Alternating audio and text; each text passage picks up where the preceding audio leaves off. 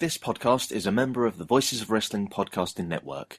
Visit voicesofwrestling.com to hear the rest of our great podcasts, as well as show reviews, columns, opinions, and updates across the world of wrestling.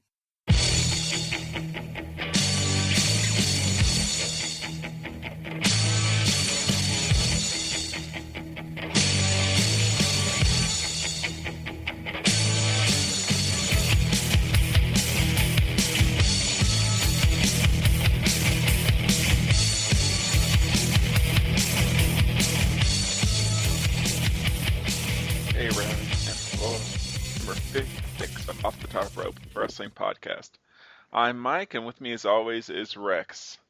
So, good thing we picked a slow news week to have the show, huh? Yeah. Nothing happened at all. Nothing. We'll see you all next week, everybody. Nothing.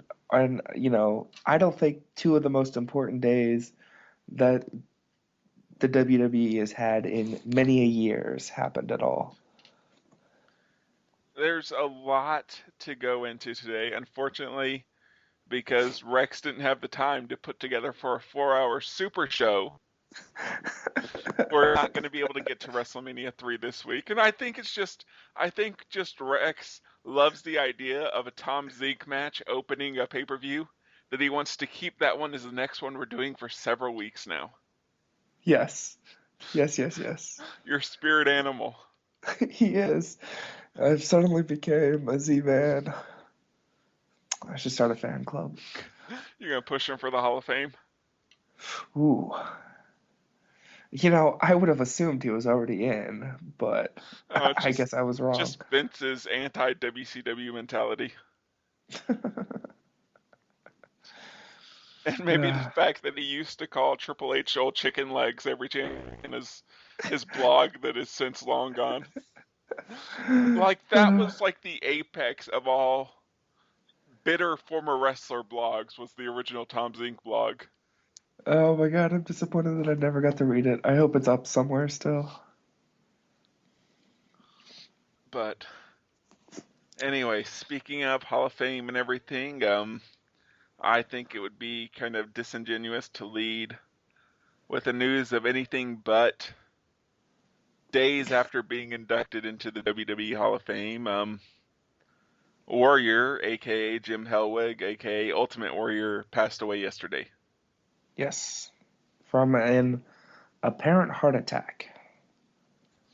And, obviously, him coming back to WWE and kind of getting associated with the company was a big deal because he was such a big name there, not for so long, but in short spurts. He was kind of, even though it wasn't worked out, he was the guy that was predicted to take over for Hogan.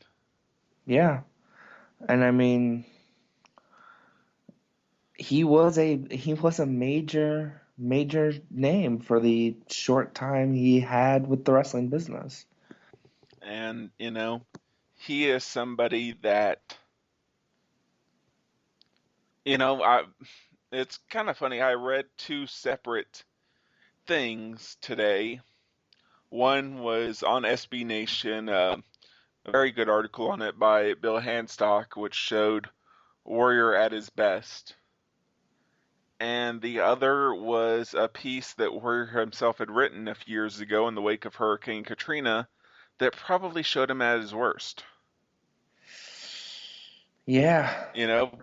Kind of ironic, particularly considering how much that city, even if a lot of the people, involved in doing so were, travelers, how much that city opened their hearts to him over the last few days. Yeah, it's definitely one of those things where I kind of have mixed feelings about it, because Warrior was kind of a dick. I mean, he said a lot of hateful and dickish things over the years. And, I feel sympathy for his family and his friends and all that, but this one isn't getting to me like most. And not just because of his antics, but I never had a connection with Warrior. I was never part of the Warrior Nation. I can't really say I ever felt some sort of bond with Warrior, with one exception being his tributes to Randy Savage, which were, bar none, probably the best ones done by anyone from the business. I don't know. It's a very detached thing for me. I honestly, I mean, I can't say I disagree, but obviously to his family, his wife who just Hmm. lost a husband, his daughters who just lost a father, all my sympathy goes out to them. Yes, yes, definitely. It's kind of odd to just say it's changed years, but we are a wrestling show, and there's definitely been a little bit of wrestling. Just a little bit. Yes, yes. I gotta ask you first though, before we kind of get into, did you watch any of the non-WWE action over WrestleMania weekend? I have not yet. Okay. I caught, although I have it on the video on demand. Hmm. Uh, I got the Friday night DG USA show. Is that the one that has Gargano Ricochet? Yes. I hear that's a very good match. It's a Very, very good good. match. It's a little overdone. So it's a little DG USA. Yeah, it's a little over the top. I mean, I actually liked Hiro Tanaka more Mm. because it's just them going out there and striking the hell out of each other. Yeah, I did hear some good things about that one. I've just been so busy. I haven't had a chance to watch any of them. And then the other match that I actually got the chance to see was Loki Beretta, which was good, but I don't know. It seemed maybe it was just because it was Loki's first match in so long. It seemed a little disjointed, but Hmm. whenever it got going and whenever it got into it, it was still pretty good. Yeah. Um, I haven't heard anything though. Did you get the 6-man stuff also? No, I did not get that show. Yeah. I haven't heard anything about it, so I might have to look into it before I decide to buy that one. I've definitely got the Friday one though I need to watch. And as I said, I kind of came in the middle of the show, so during intermission is whenever I started the live feed. So I got to go back and catch the rest on the video on demand. But Hmm. I mean, How was their HD? very good. Is it? Yeah. And I gotta say this about Ricochet: if it's not taken exactly right, the Benadryller is such a terrible finish. Hmm. Like if he actually catches him in the air with the kick, it looks good.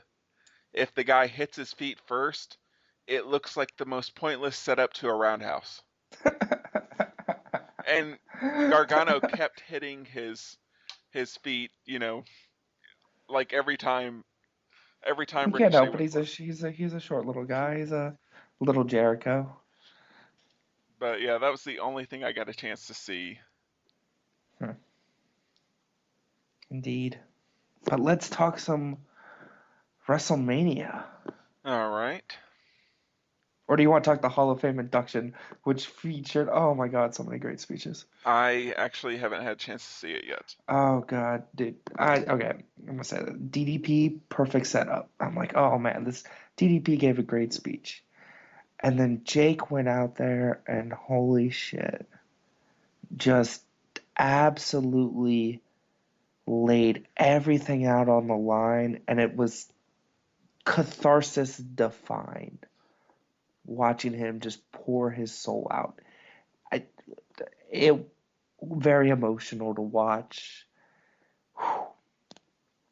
It was definitely recommended. I would skip past Lita's speech because honestly, it went on way too long. It was way too boring. I was told that Mr. T's was like a half hour just about his mother. Mr. T's speech is one of the greatest things in the history of humankind. And then Kane, apparently in character, comes out and tells him to wrap it up. Kind of. They did play his music, which I was like, what the fuck? Oh, he's the director of operations. But And then he came out, and then, which, of course, then he didn't stick outside there. They actually had Kane go back, and then they reintroduced Kane to come out to do the first part of Bearer's, like, induction. His sons actually didn't get to say anything. They said, like, his one son said all of, like, three things, and then said, "Oh, yes," in, like, a pitch-perfect Bearer impression. And then Undertaker showed up, but didn't talk. Imagine if he would have. Hey, you guys, tomorrow night I'm jobbing, and it's probably going to be my last match, so tune in. Yeah, the stuff that I thought would have been the biggest news for this podcast. You want to start off there, or just go through the line of WrestleMania? Let's go ahead and just go through the line. We'll get there. All right. We'll get there. Our Swiss overlord I finally got his face turned on the pre-show. Kinda, maybe. Kinda. Yeah, I don't know what the deal is. I mean, I like where they're going without getting into something I'm sure we're going to get into earlier. Who wouldn't, obviously? But at the same time, it is an odd kind of choice, considering that it seemed like for so long the rumors were that they were pushing him babyface.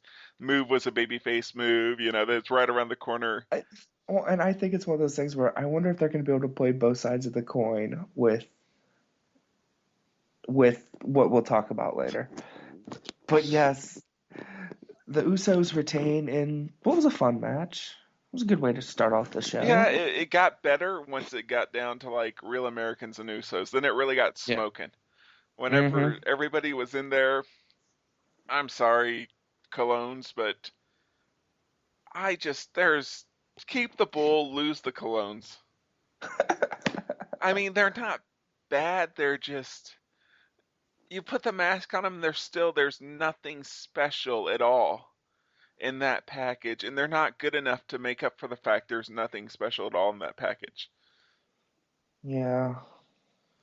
We could use more El Torito wrestling now, because he is a phenomenal wrestler. That's not sarcasm. El Torito is fucking phenomenal. Yeah, the whole thing with him is, how really would you use him? Your spots are basically comedy spots with, you throw him with the Santino crew. It would be El Torito Intercontinental Champion if I was booking things. Him versus Big E. Oh my god, that would be such a great match. Holy shit. That'd be the greatest thing ever. I don't know. You could have him shed the bull persona. But what did you think about Triple H versus Bryan as a match? Oh, well, before we get on to that, Cesaro and Swagger had a little dissension. And our man took action. And beat up on Swagger to the joy of all, so Swagger can hopefully disappear. Swagger's a jerk. But we'll get into that. Yeah. Smashed it, man. Triple H Bryan, I thought was the best match on the card. I thought it was probably this. And here's what I'm going to say about WrestleMania before I get into it. Like, just from a top match standpoint, I don't think there's anything on the show. I'm not going to say that touched. I don't think there was anything on the show as good as the best pay-per-view matches that we've seen the last few months. There's nothing as good as Bryan Bray, Shield Wyatt's, or the Elimination Chamber itself. But at the same time, I thought the entire card it was better than the Elimination Chamber. It was better than the Elimination Chamber match. See, that's I don't know. Have you watched it, the actual footage of it, not the, or are you just going off your live recollection? I have not rewatched it, no. All right. I will tell you, if you rewatch it, it was better than the Chamber match. Chamber match was good, but I think Triple H Bryan was the much better match. But you hate Triple H, so I don't expect you to like it as much. And I have to admit, Triple H, while he toned down some of the Triple H-y stuff, there was still, like, the way that he calls matches and the way that he kind of leads in his style, it gets a little plotting at points. It's one of Bryan's slowest matches I can remember, and he's been in there with bigger guys. Yeah, but it had Triple H hitting a Tiger Suplex, so screw all that. I gotta admit, my favorite bit in the match probably was Bryan going for his backflip spot and Triple H just stopping instead of charging in like a dumbass, and then going for the German but getting reversed anyway and getting suplexed by Bryan. There was definitely a little bit of Benoit stuff going on in that match. Yeah. Triple H kept going for the crossface. They used rolling Germans. Triple H used the crossface chicken wing, the greatest submission of all time, multiple times. I'm sorry, I marked out so hard for that, especially because I think they cut to backlit at one point. Oh my god. Yeah, and he was using the crossface a lot. Yeah, and Stephanie, I gotta say, Stephanie was fantastic on the outside. Was just killing it out there. Loved it. Absolutely loved it. And Bryan got the win. Yes, 100% Nice clean. and clean. Yep. Yep. Which I think was the biggest shock of them all. Well, I think the biggest shock was it somehow did get turned into a 4-way, even with Bryan having the clean win. Like Triple H just saying, well, fuck it, I'm entering the match anyway. I said the winner would be in. I did not say that the loser would not also be in. Yeah, that's true. See, look at that. Well, I shouldn't necessarily say the most shocking thing, because on that show that wasn't the most shocking thing by a long shot. No, not in the least bit. But as I said, the most shocking thing of that match was that it was a clean finish to me. I was expecting some kind of chicanery. Yeah, they had to save all the chicanery for later on. But even then, there was relatively little. I mean... There was a lot of attempted chicanery.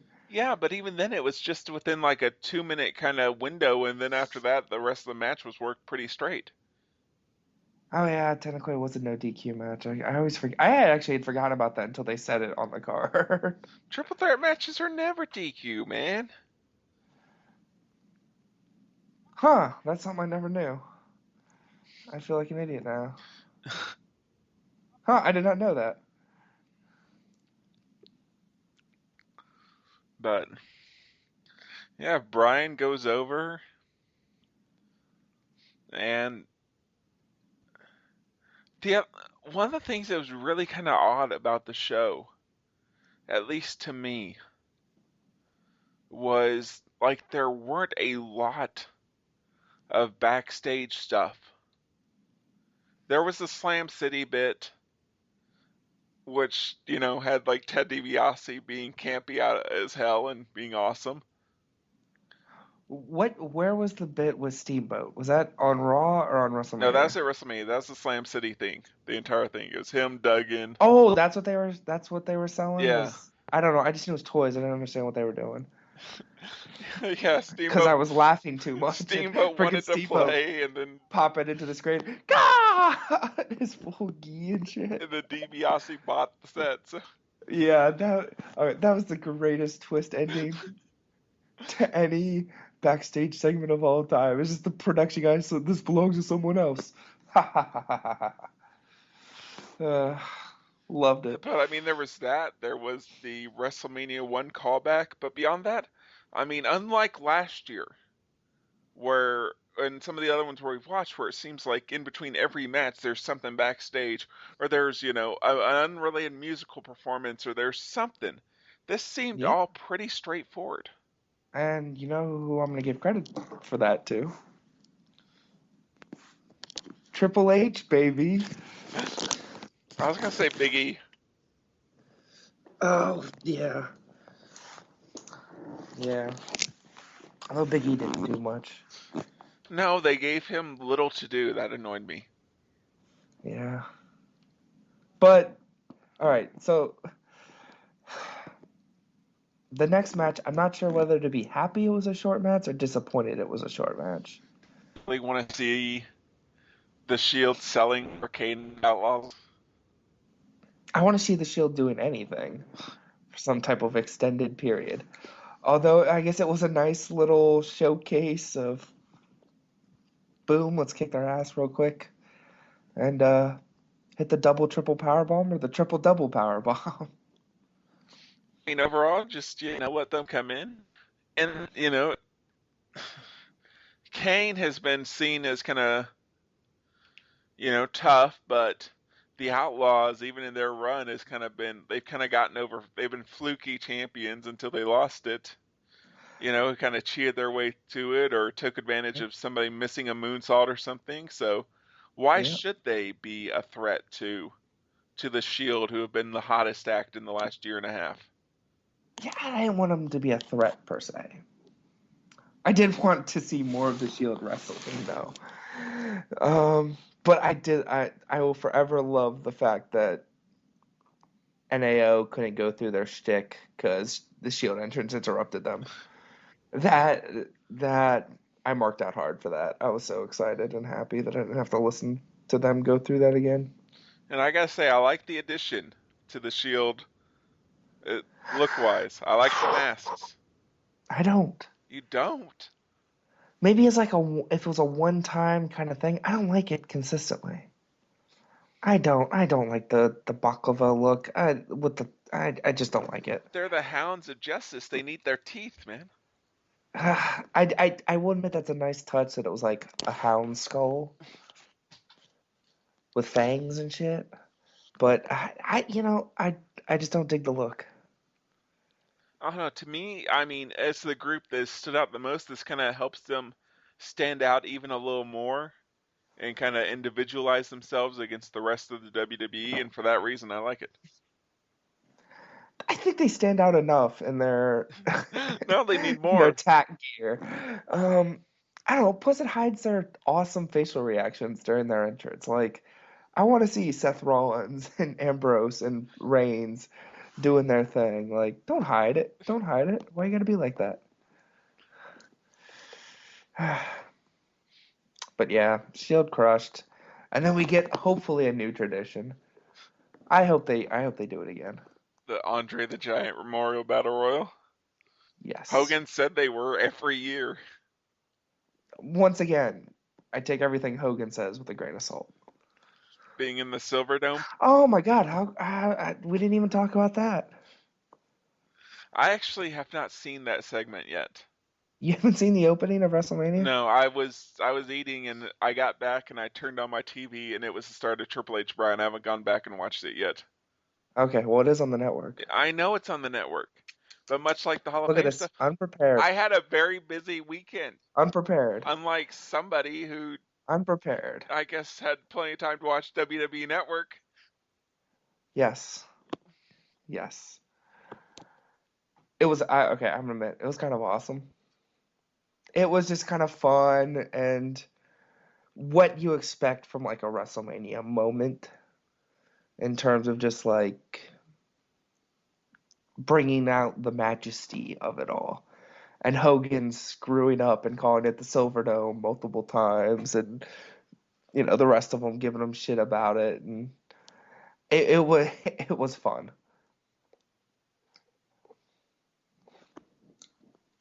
But yeah, back to the Battle Royale. Which I guess was a 31-man battle royal, despite being advertised as a 30-man. Yeah, I have no idea. Well, they've got 30 eliminations on the Wikipedia page, and Hogan alluded to on Raw that that one extra guy ended up being the one that won it. Although I thought storyline-wise he took Christian's spot for the concussion. I So think that's yeah. backstage as well.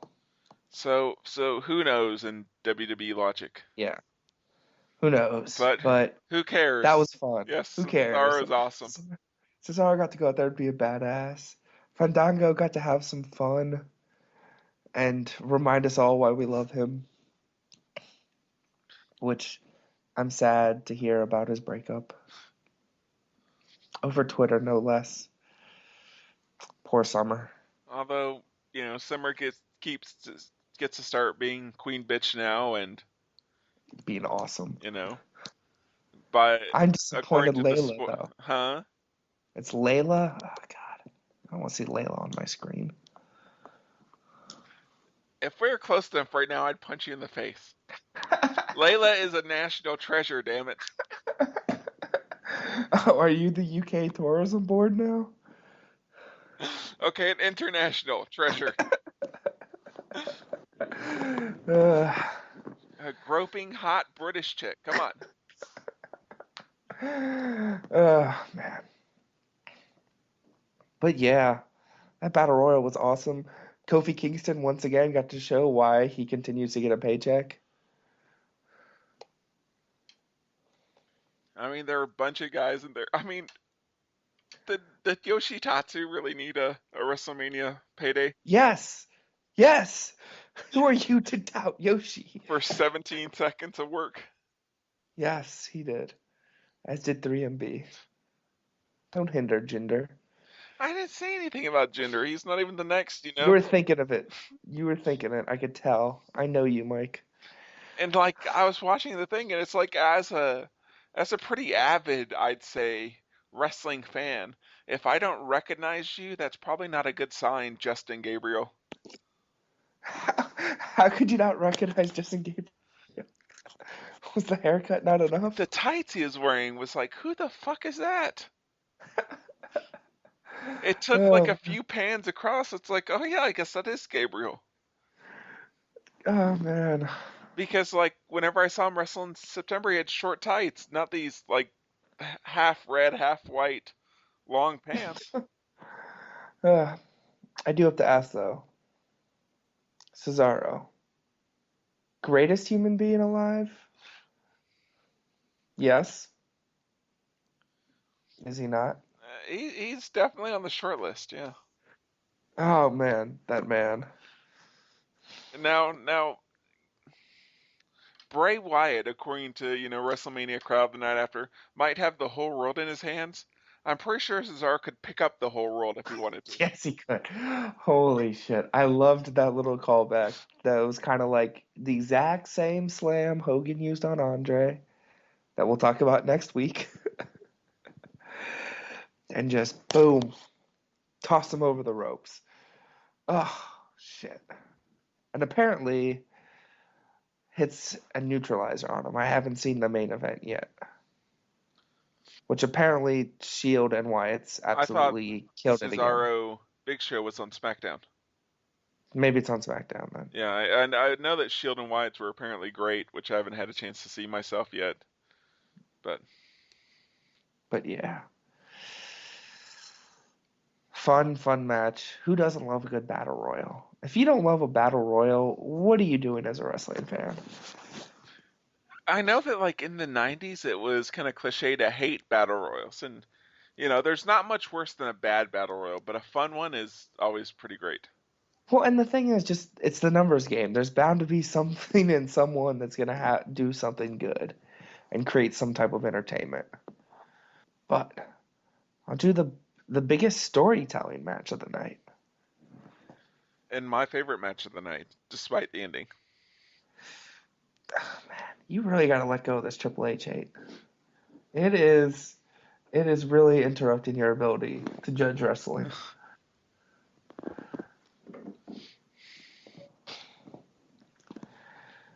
Although I really did like the match. Don't get me wrong. I loved it. And, gotta say, the ending didn't bother me as much as everyone else. Well, and I've read some things, and, from that aspect, there are a couple aspects of it where it makes a little more sense. First of all, it's that Cena had not won at a pay-per-view since Survivor Series. Mm-hmm. And,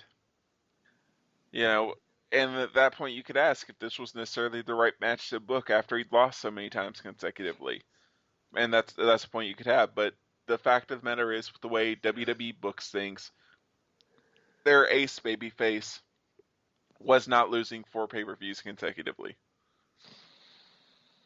And I also have to wonder, I kind of think there might have been an ulterior motive as well. In front of that kind of crowd, how much of it was to get people even more behind Bray Wyatt? I don't know how well that would necessarily translate to the non-smarky areas. I mean, at this point, it's not just that Smarks hate Cena. I mean, he's pretty divided amongst general marks as well everywhere else. I mean, it's a generally split crowd, probably usually by age. And the older people that would boo Cena would be fully behind Wyatt. And I wonder if it wasn't to sort of give him some more support, like, oh shit, now he's lost to Cena, fuck that, let's go Bray, yada yada. Kind of trying to work us a bit and kind of get us even more talking about how great Bray was and is going to be, that he should have won the match. Well, How much of it was, think of all the talk coming out, was, oh, well, Bray's the future, why would you do that, yada yada. Creating a narrative there and fostering a narrative. Well, the other kind of thing I'd read about it was that they probably weren't going to have, with the finish of the match that followed it, they weren't going to have Cena and you-know-who both lose on the same show. Oh, yeah. Yeah, you can't have Benoit lose on WrestleMania 30. Yeah. Yeah. Kind of. But yeah, let's talk the next match.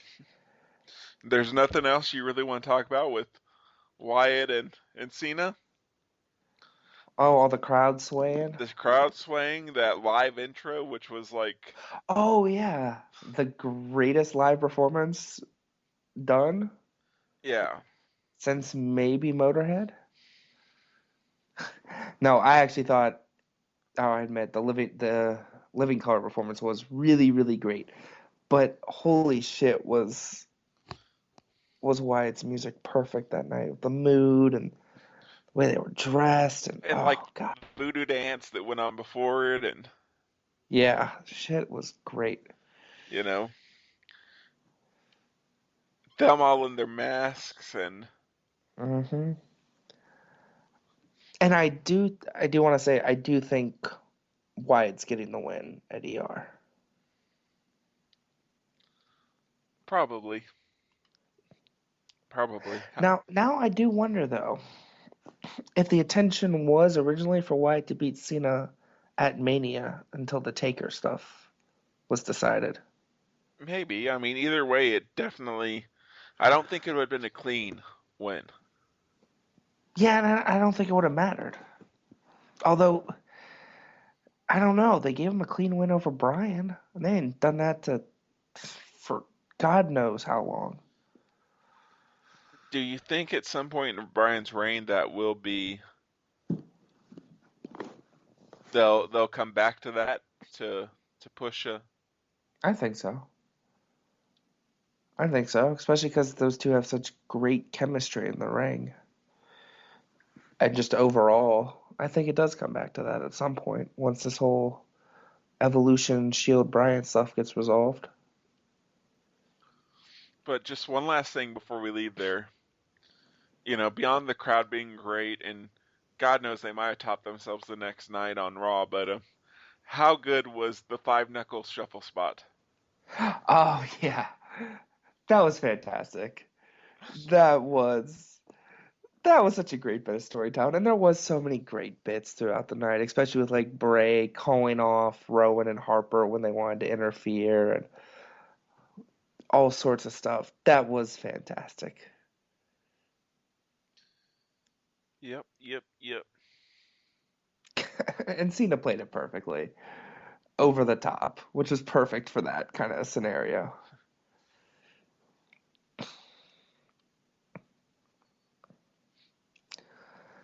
But yeah, onto the no longer streak. Whew. Jeez. Wasn't expecting that one. No, I don't. I I don't think anybody was. Uh, I guess the day of or the day before, the books started making Lesnar the favorite, so it somehow got out. And there were some people that knew, but yeah, if that was their intention all along to create the most shock, well, mission accomplished. But I'm not quite sure that had been the plan in the first place. I don't think it was like an in-ring audible. I do think in the lead up and probably into the rehearsals is when Taker made the decision. And being Taker, he wasn't going to go out with a win. Yeah, with that, I agree. I just, he's someone that came up through the territory system, Hmm. and yeah, if you're going out on your back. Yeah, and I think that's why we didn't see it as a younger guy. Because I think if it had been a decision way earlier, it wouldn't have been Brock Lesnar in that match. And I I gotta don't know say, with that. I don't know. I'm sure that he would see the importance of a younger guy. Lesnar is, by all accounts, one of his best friends in the business, someone he's worked with sure. before, someone he offered, they put together their own angle to shoot a WrestleMania match a few years ago until Lesnar couldn't get out of his UFC deal. Yeah. And I think given Lesnar's real credibility and kind of tough guy stuff, that probably also makes it a little easier for someone like Taker to say, you know what, this is the guy to break my streak. Hmm. I I don't know. I kind of heard this theory being floating around that it was about transitioning it to Lesnar and all that heat so we could put over one of the young faces. So who knows? I think that's the route they're eventually going to go with that. Because whoever beats Lesnar at this point, man, are they going to have everyone behind them? So, kind of the obvious question, nothing's been announced as people speculated might happen on Raw. Do you think you'll ever see The Undertaker in a ring again? In a ring wrestling? Yes. No. No. You don't think that they do some kind of a retirement match and officially build it as that next year? No. No. Especially after the quality of the match he put on with Lesnar. I don't think. Well, and I He, almost kind of have to wonder with that. That first of all, I think it was a little bit better than the crowd gave it credit for, but the crowd was not expecting any kind of. I rewatched it and I didn't like it. I still didn't like it that much. I And I don't think it was great, but I don't think it was. I thought it was the worst match on the card besides the Divas match, honestly. And I don't think it was close. I think what we saw there was really why the streak was broken. He physically couldn't perform anymore. And it looked like they did try to cover that up. They didn't go to a lot of his bigger spots. They didn't go to a lot of these different things because I don't think he was capable of it. And I don't think we'll see him in the ring again, especially with the fact he got a concussion coming out of this match. He's got another kid that was born, a year ago. I mean, seeing him walk out of that hospital, he was shuffling, he could barely move. I don't think we'll see him in a ring again. Well, kind of the talk though about the match not being perhaps what it should have been. Do you think the fact that by all accounts he kind of suffered the concussion fairly early in the match, do you think that had something to do with it? Was it early? It was on a double leg pickup spot where he landed wrong. And I don't recall as being Was like that the later in the spot match. where, was that not the spot like in the corner where his head got boom, boom, bounced off the mat? I'd have to go through it again. I just remember someone saying it was on a double leg spot, on a pretty basic spot, but he just landed wrong. Hmm. Yeah, I don't remember exactly. I don't know. I mean, it's not like it started off all that great. I think it was not just the concussion. I just think his body physically can't do it anymore. And it did give us a lot of great gifs of people's reactions. And one of the most asinine rants I've ever fucking seen. Jesus Christ, Brandon Stroud. Going after the Brock Lesnar guy because he was rooting for Taker. Yeah, that was a Or just little. going after the Brock Lesnar guy in general. The dude is like just living it up. Give him a break. I mean, come on. Brock Lesnar guy really needs to learn how to dress, though. Come on. Well, it's his trademark. He's got to rock that shirt now. But I did love how self-aware he was in the match. Like, is it, should I really, I'm the Brock Lesnar guy and here I am rooting for Taker. I don't, that dude's just full of joy. That guy is why I love wrestling. Like, just living it up. Fucking Stroud. That was the most fucking stupidest thing I've ever read. Of all the things to get so worked up and pissed about, is recognizable fans that have some sort of gimmick, as he wants to put it. Like, ah, jeez. It's fucking stupid. But Here's the thing, I don't necessarily disagree on that, as it is like an aspect of kind of smart culture that I'm not much of a fan of. I do think that the entire thing was though like way. It's like really. and if there's guys to go after, I can see maybe going after Clown Guy and stuff. But Brock Lesnar guy is awesome. Come at me, bros. I'll defend Brock Lesnar guy till the end. Oh man. Yeah. But so many. Holy shit! Did the life get drained from that place when that happened? Yeah. And Man. my initial thought whenever that did happen like that is, are they even going to be able to get the crowd back up for the title change? And the crowd definitely got back involved. I still think it hurt it overall though. Hmm. I still don't think it got, him celebrating. I mean, you saw it. It wasn't as widespread as it was, for example, the night after on Raw. And I think some of it was fans were still pretty upset. Maybe. Mm, And as I said, I'm overall, not it certain. definitely, I don't think the crowd really got back into it until Triple H showed up. Hmm. But I do gotta say that kind of confirmed for me that Bryan was winning. I must admit, the streak ending kind of gave me a bit of relief. So instead of thinking, there's no way Bryan's gonna lose now. There's no way to deliver a double gut punch like that. God, imagine like the most WWE gut punch finish of all time. Bryan wins, Triple H attacks him, and then reveals he's making his first defense against Triple H right now. That would have been the greatest ending of all time. What are you talking about?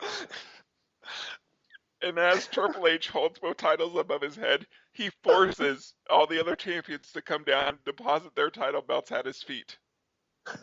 Yeah, see, you're turning this into the greatest thing of all time.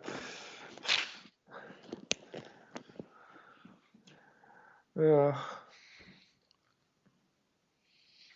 While they mockingly do the yes chant throughout the arena.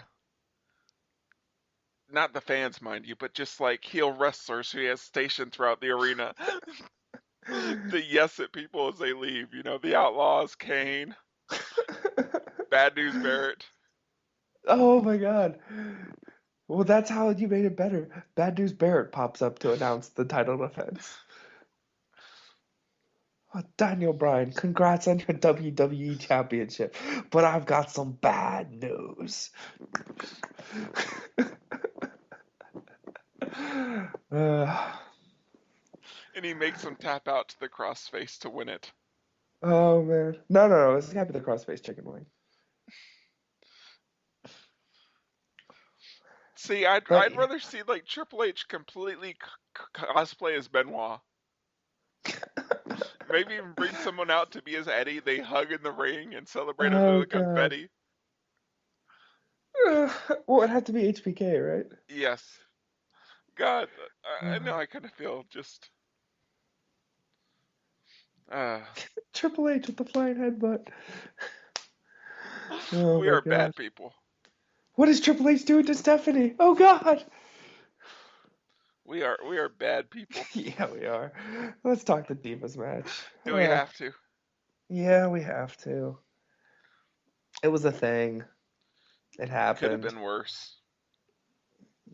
Yeah, it was there. There's like one or two cool spots, and that's about it. AJ retained. Whoop-de-doo.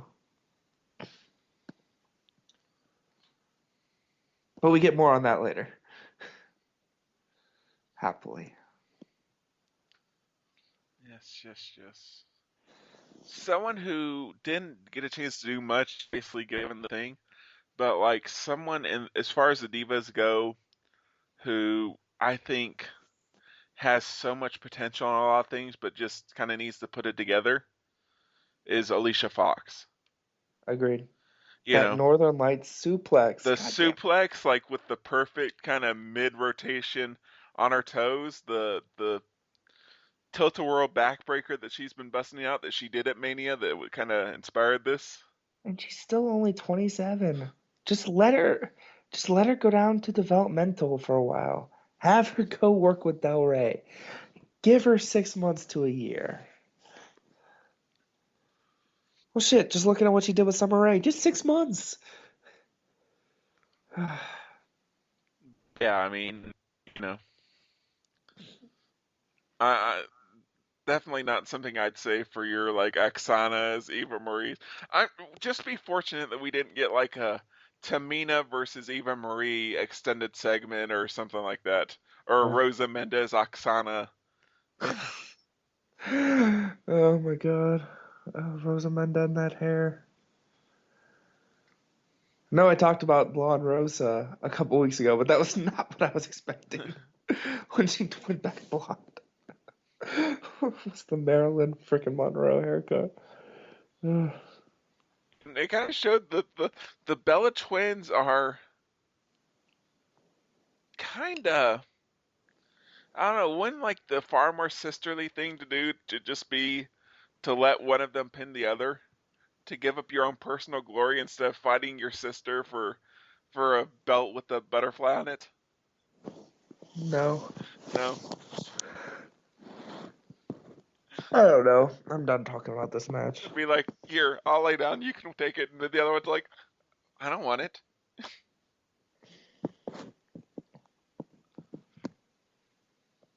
Yeah. So what do you think about the main event? I liked it a lot.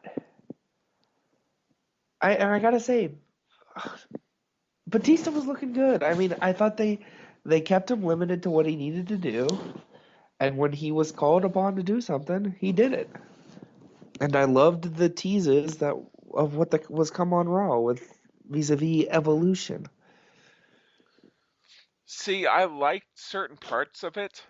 I think it's a situation where even though it was, a few hours beforehand, having Bryan wrestle another 26-minute match kind of hurt a little bit because it felt like there was more Orton versus Batista than maybe you would have normally in a triple threat among the three because, you don't want to have Bryan go that much. Mm, I mean, they were selling the injury and everything too, but it's still just. he can go that much. I think it was more for the story purposes. But you got to see Bryan hit Triple H with a hammer. Is that not like your wet dream?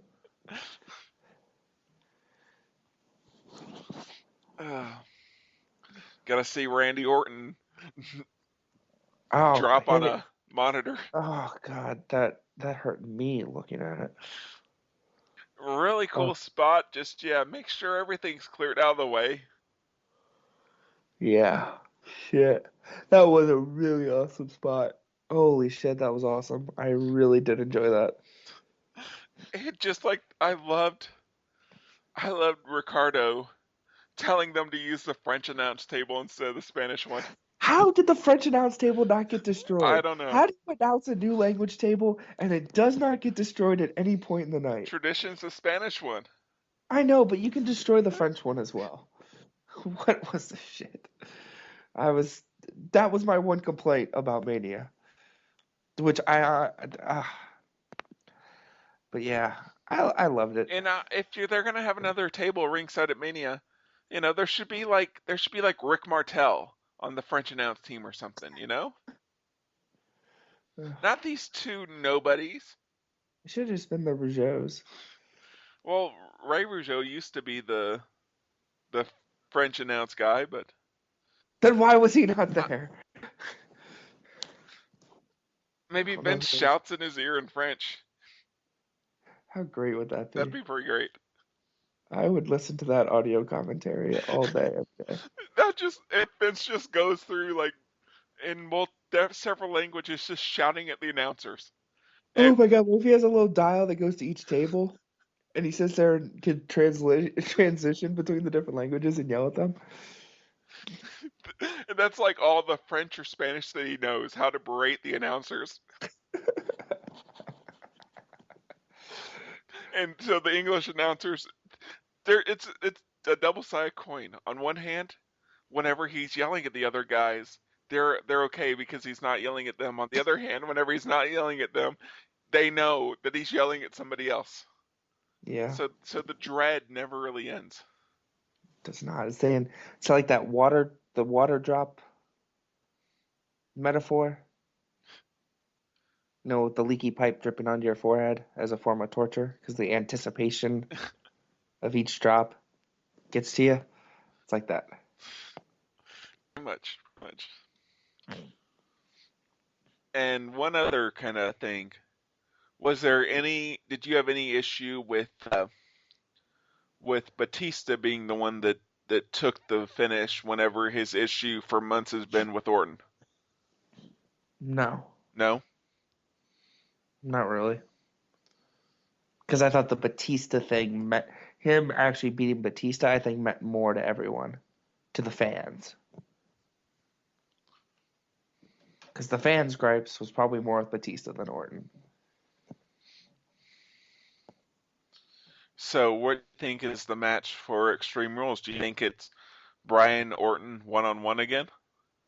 No, I think the rumored Bryan plus Shield versus Evolution, and I guess it would appear with Kane. I think that's what we get. You think they go ahead and do that right away? For I a think pay-per-view? so. Yeah. I think so. All right. It's a hot feud right now. And then from out of there, you can spread it off into its different pieces. Well, because on Raw, Orton was talking about his rematch clause, so.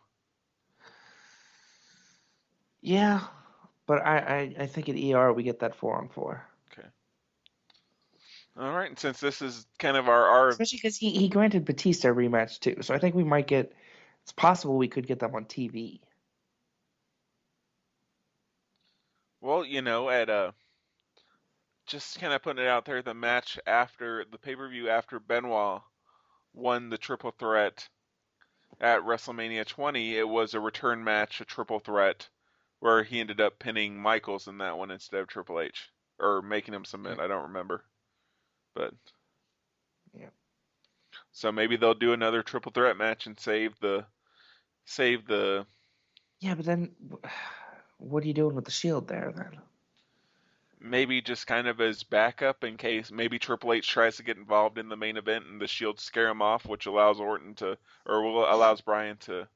God damn it! I want War Games. Shut up, Mike. Your answer is unacceptable. They're not gonna give us 4 games, damn it. I know, but I can hope, or at least elimination chamber style 4-on-4. Let me hope. Let me dream a dream of years gone by. So yeah, what did you think of WrestleMania overall? But I mean, overall, I think it was an upper tier WrestleMania. I lack of absolutely elite match kind of keeps it from like your WrestleMania X7, WrestleMania 10, on that very high hierarchy. But I think it's right there on the next level. All right. Let's talk Raw. Well, should we talk Raw? Since this is kind of our event for the week, do you want to give your MVP and LVP real quick? For Mania? Yeah. Oh, all right. Now you can go ahead first. Okay. I'm going to give the MVP kind of a unique spot, but someone that worked 2 matches, looked great, and it's not the guy that you're probably thinking of. It's freaking Cesaro. I know you're thinking of Cesaro. Yeah. Because I was going to freaking pick him. Oh. Because I wanted to yield it to you, so I had an excuse to pick Cesaro. And my or Triple H. LVP is going to be LVP. Fuck it, Eva Marie. I don't know. She didn't do much in the Divas match, but there's not a lot besides the Divas match to kind of shit on. You know, She didn't really do anything offensive either. It's hard for me to get worked up about Eva Marie, honestly, most of the time. Because it's not like they've ever had to go out there and required to do anything. Like, it's not like they're really actually putting a spotlight on her. Like, it gets so overblown. It's like, whatever. All right, my MVP. Oh, shit. My dual MVP goes to Daniel Bryan and Triple H for great performances throughout the night. And my LVP goes to those jabronis on the French announce table. Fuck those guys. Could have been the Rougeaus.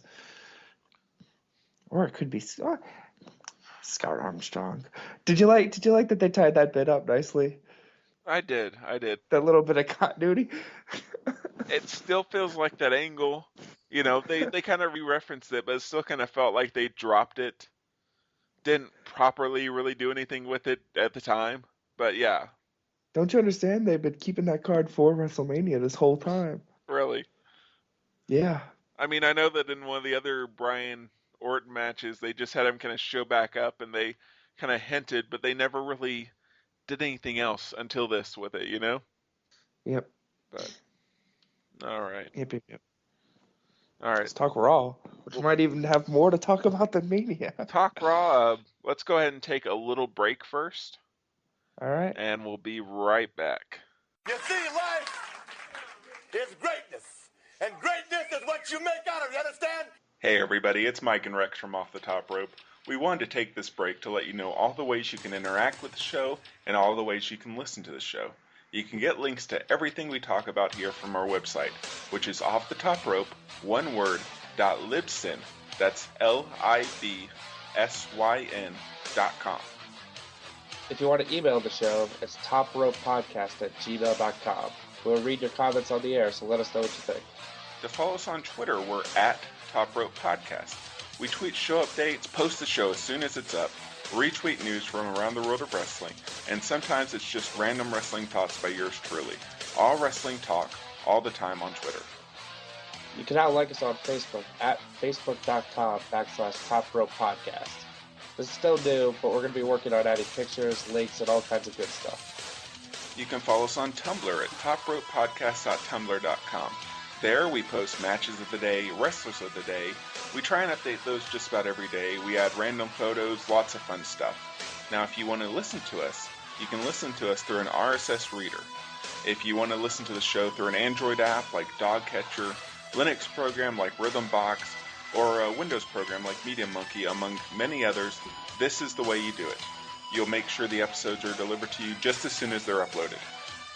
If you're on iTunes, we're available there too. Just do a search for Off the Top Rope. Look for our logo, subscribe, give us a good review. We're also available on Stitcher.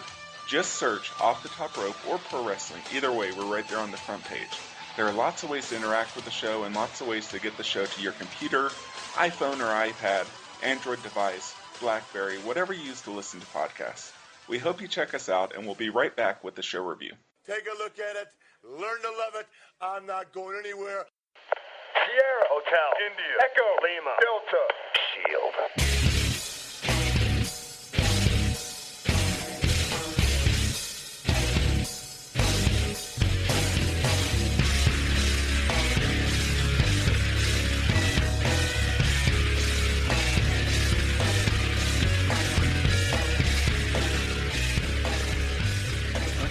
So, the night after WrestleMania Raw, Yes.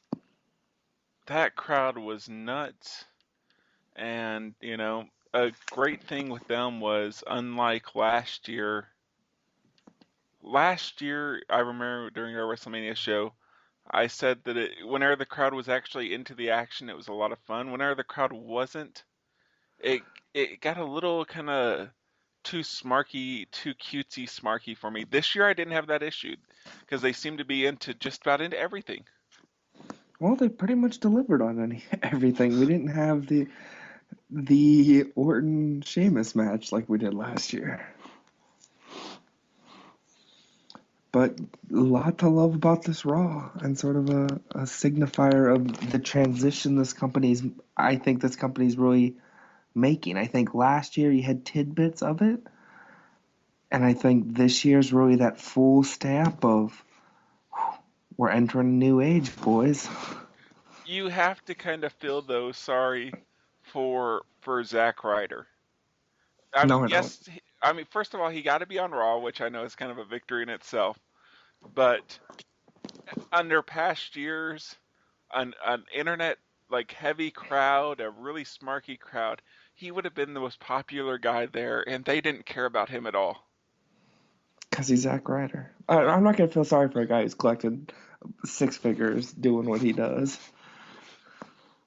But he cuts all those promos on YouTube wanting you to feel sorry for him. Well, maybe that's why I don't feel sorry for him.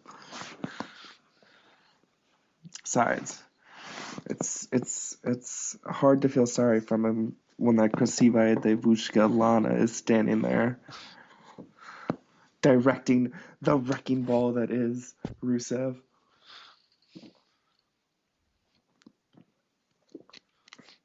Also, screw the haters. I'm a fan of Rusev. Screw you all. His rise in NXT was an area where I wasn't watching it every week. Mm-hmm. I only saw a couple of his matches there. And so I don't have an opinion on him yet. I was tired of those. How could you be tired of the podium? The same thing every single show like they're doing beforehand, but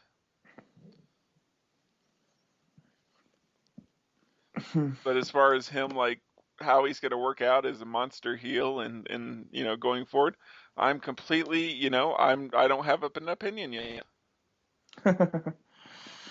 Yeah, it's just funny that people are talking about like how they think he won't get over as a monster heel because he's not tall enough.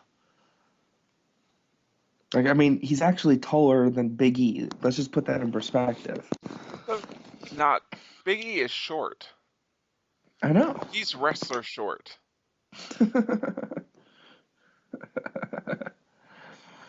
It's just, I don't know, it's just one of those weird things that I think it's... Wait, what? What?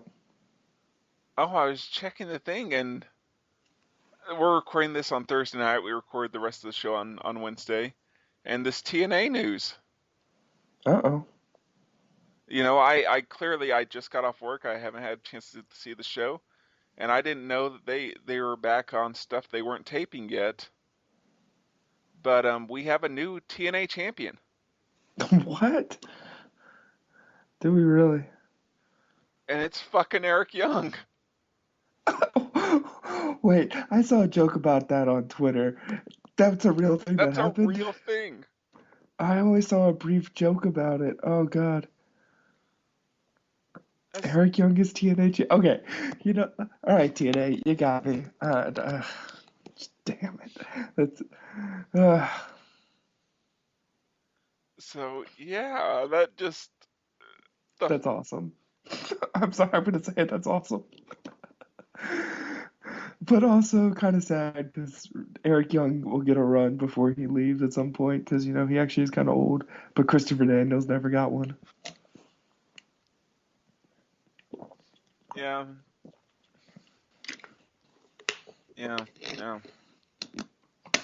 And then more breaking news, apparently from while I was at work today. And then we can get back into WrestleMania, of course. But Meltzer is reporting that Sting has signed officially.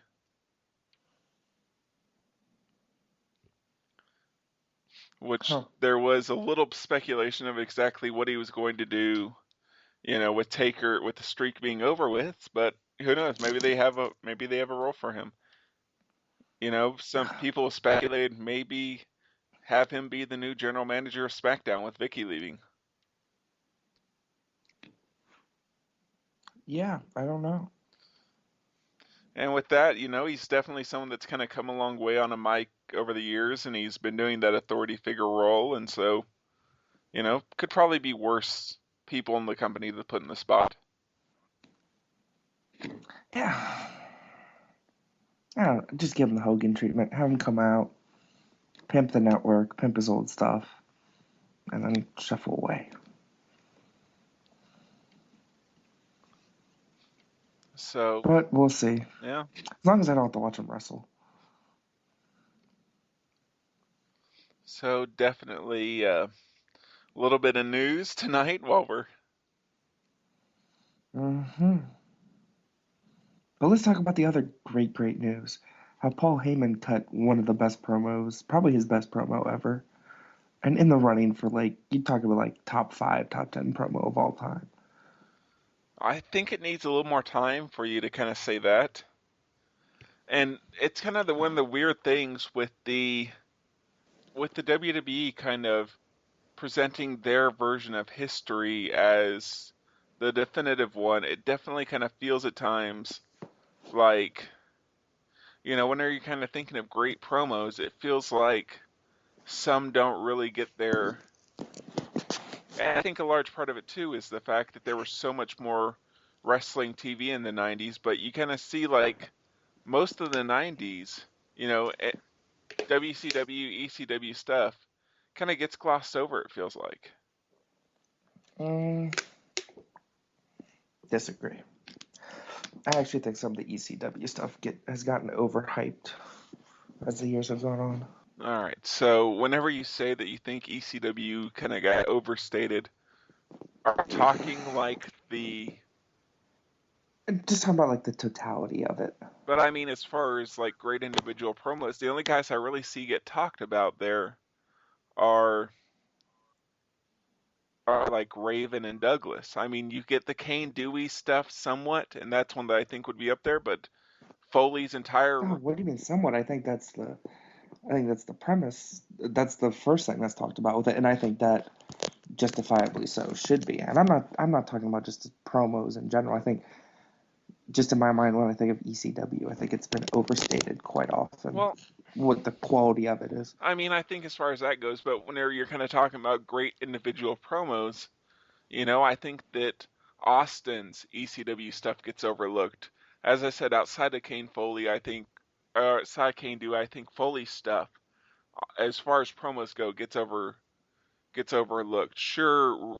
I don't think Foley's ECW stuff gets overlooked at all.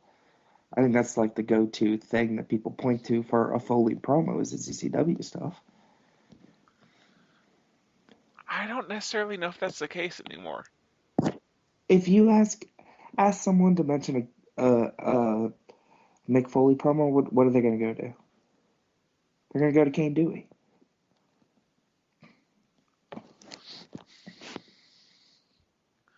But I was just saying outside Kane Dewey. His stuff with Sabu, where he got in trouble with WCW for throwing the title down. I mean, it was good stuff, and I don't think it gets overlooked, but I don't think when you're talking rarefied air of top promos of all time, it's up there. Kane Dewey, I would say, yeah, that's in the mix. But I don't think the ECW stuff is getting overlooked. And I don't think that's going to be as much of a case now with the network. I wonder if there will be a shift in what you're seeing as stuff being overlooked now that, it's easily accessible at your fingertips.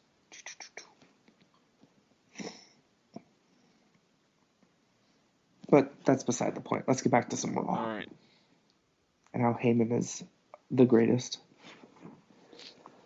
Yeah, and then Later in the night, he had another announcement. Yes. Well, Well, someone had an yeah. announcement for Well, he him. was not a part of the announcement. Antonio Cesaro is a Paul Heyman guy. Something that probably should have happened a year ago. Yes. Yes, it should have. And this is really interesting for me because I'm really intrigued to see if they're going to have him play both sides of the coin. I mean, is Cesaro going to be a heel still? I mean, it looks like he's going to be duking it out with Swagger. Is he going to go face and have Heyman be face and heel for two diverse clients? Or is Cesaro just going to be a no-nonsense ass kicker? Well, it's definitely seemed like, Cesaro was leaning towards a face turn before all of this. At the same time, you're still kind of in a situation where I feel overall like there might be a little more upward mobility as a heel than a face. Because on the face side, and admittedly not all of these people are going to stay face, but you got your Daniel Bryans, you've got the Shield, you've got John Cena, who's pretty much always going to be that ace face. And on the heel side, I don't think there's as much depth.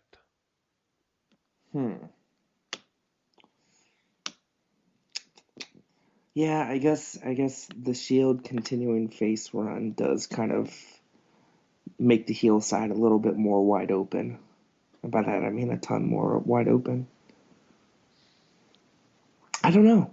I wonder if he becomes sort of the primary example of there is no face, there is no heels. They just kind of throw him out there and whatever reaction he's going to get, because he's going to get. It's hard to. I don't see how they keep him as a heel with the moveset he has, and with them sort of creating that as the essence of his character now. He's the king of swing. Yes, absolutely. King of swing. And I mean, the great swing is always going to get a face pop. So, I don't know.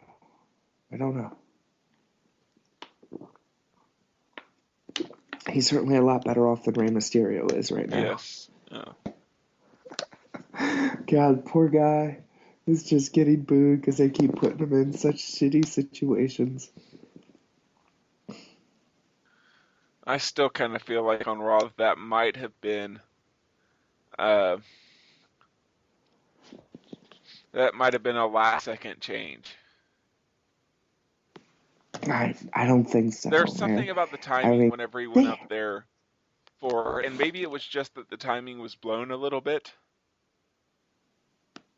but it kind of. What? You mean late era Mysterio having some timing issues? Well, I don't think it was necessarily on him. He just stayed up there on the top rope waiting for Barrett to come catch it, to come to him for forever. If it was on Barrett, if it was on anybody. It's a little bit on both. I don't think you could say it's on one or the other. I mean, they both have to be cognizant of what the other's doing. But I don't think it was an audible. I think they had to know. One, it's Bad News Barrett's debut match. They're not going to have him lose that. And they knew with the kind of crowd that it was going to be there that they were going to love some Bad News.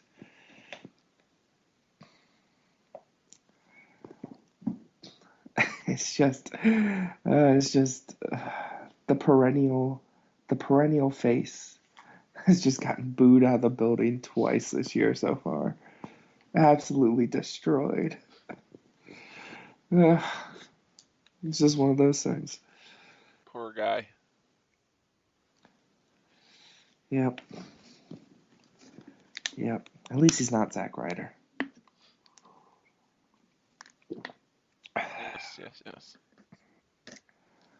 But speaking of people getting booed, that's 6-man. Even Big E was getting booed out of the building until he hit 5 backbreakers. He knew what he was doing. And Wyatt's gonna kill you. Yes, Wyatt's gonna kill Not you. the most original wrestling chant, but it's one that I'd really like to see kind of stay in the lexicon.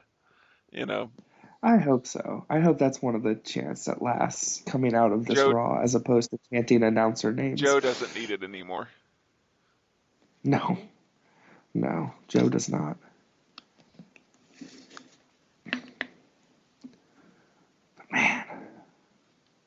But man, are you willing to admit how genius Triple H was on Monday?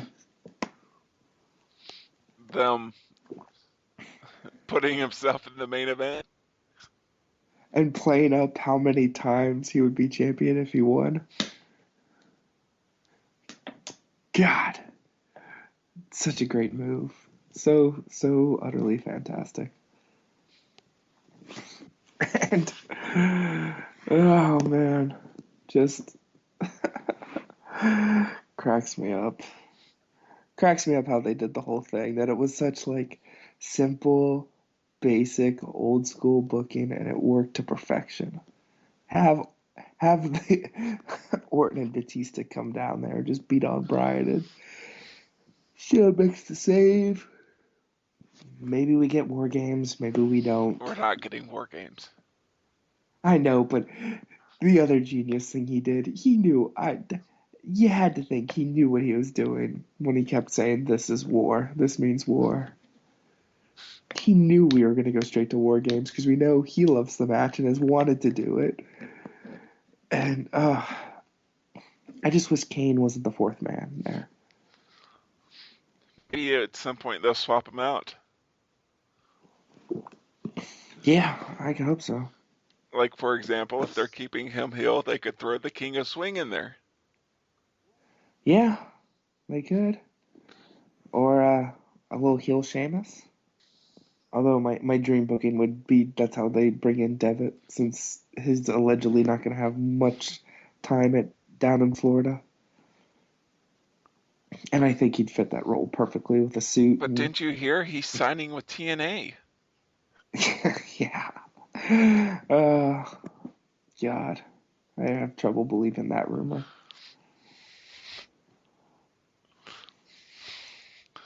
What, you couldn't see a talented young man with a bright future going to TNA? No, I couldn't. Especially if the idea is that somehow TNA is going to leverage him financially. Considering they're probably not going to be around for long. Back that money train up.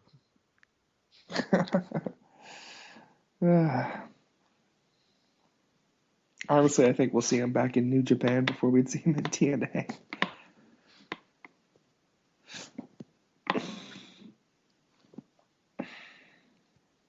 Oh, what else is there to talk about on Raw?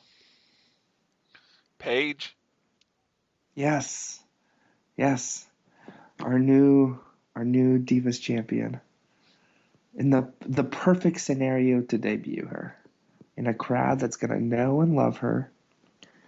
And just enjoy it. Eve. And I will admit, AJ was cutting a good promo out there. It was a good promo. It wasn't necessarily untrodden footage. Yeah.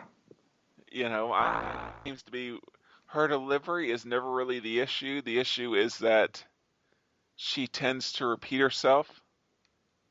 Mm-hmm. It tends to all be variations of the same, which it can work and sometimes, but I think for it to work, you know, like Heyman, you know, for all the crap that you'd give the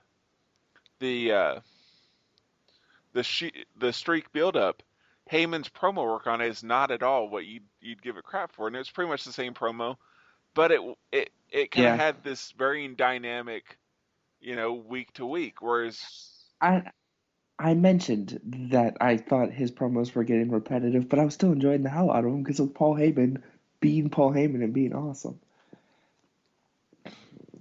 But I thought, I don't know, I'm intrigued to see if she can develop and break out of that shell with a feud with Paige. Yeah, that might be a big thing, is that putting her with, in a situation where, because she hasn't really had a feud, it's been like her against the Total Divas kinda. So, and for everything else, it was a lot more forgiving of a crowd for Paige than maybe it normally would have been. Especially since that Yeah, Paige Turner looked horrible. yeah. Well, it didn't help that it was such a delayed sell on it. And then the page turner has a small margin for error anyway to look good. And I don't think it's a move that AJ's selling works with. You know, Because she really does have one thing when it comes to selling, and it's just dropping like a rag doll. Doesn't exactly work with the page turner. But hopefully she can bust out her Scorpion crosslock soon, because I do love that. and you'd hope that at some point they'd give her a new finisher. I hope she just Scorpion crosslocks everyone. Well, but she can't do that to like a Tamina, I don't think. I watch. She's not female. She's not Cesaro. Oh my god. Now I demand they get someone and just name them Cesaro. Greatest gimmick ever. Maybe that arm wrestling champion they signed. She's Oh yeah, European. She could be Cesaro. Cesaro. Oh man. But yeah, what I kind of wish they would do is just show her backstage footage from her winning the title on like one of the programs, on a Raw or SmackDown, preferably on Raw, because that would help get her over so much. I haven't seen it, so. Oh, it's just phenomenal. It, she has like a real emotional moment backstage, and it's fantastic. Poor Usos Yeah, they coming off a really phenomenal tag match and get fed to Evolution. Just the whole thing cracked me up. And I like the Usos. yeah, but I think they'll be all right. Oh yeah, oh yeah. And I think it isn't a scenario that hurts them too much, because we're talking about the two guys that were just in the main event of Mania and weren't having shit to do with anything. And I think it might set up a scenario where I wouldn't be surprised to see the Usos get a win on them at some point. Maybe.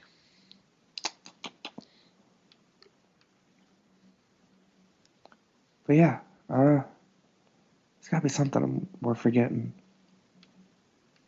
Swagger being a jerk and smashing the statue. Oh god, that poor statue.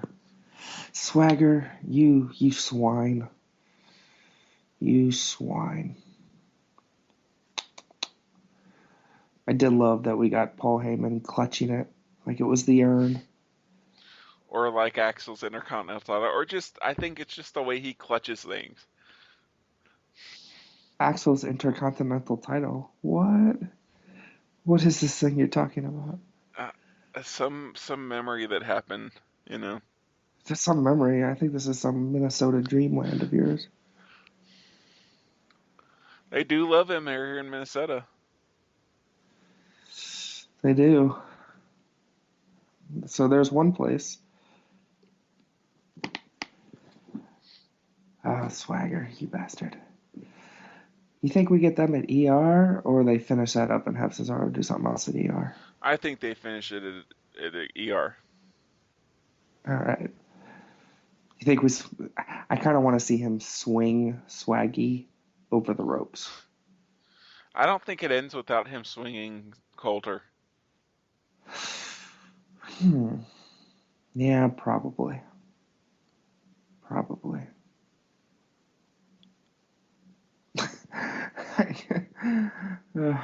I do love that they just like.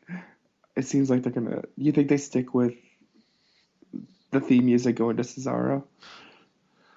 Apparently on SmackDown he doesn't use any theme music, so it looks like they, unfortunately, Haven't yeah, decided.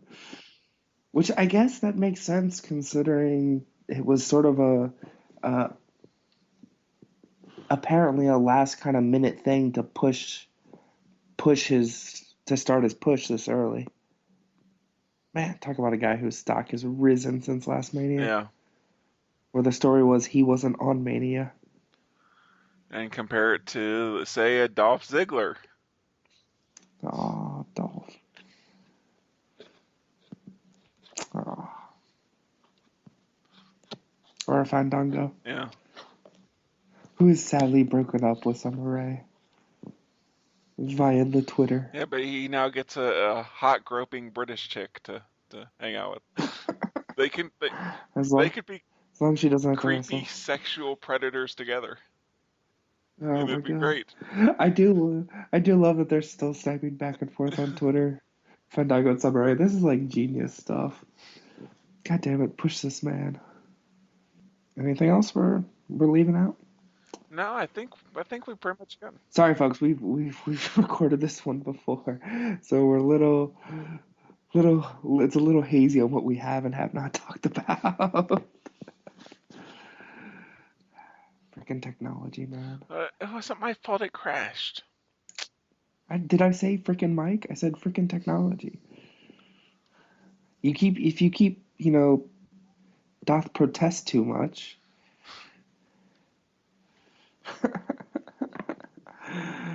Alright, you want to get out of here then? Unless we got something else we need to talk about. No, we can go ahead and wrap it up. Alrighty. So, yeah, next week we're finally gonna get to WrestleMania 3. The Z-Man. I think Rex is just gonna pick like Tom Zink related shows that aren't early 90s WCW.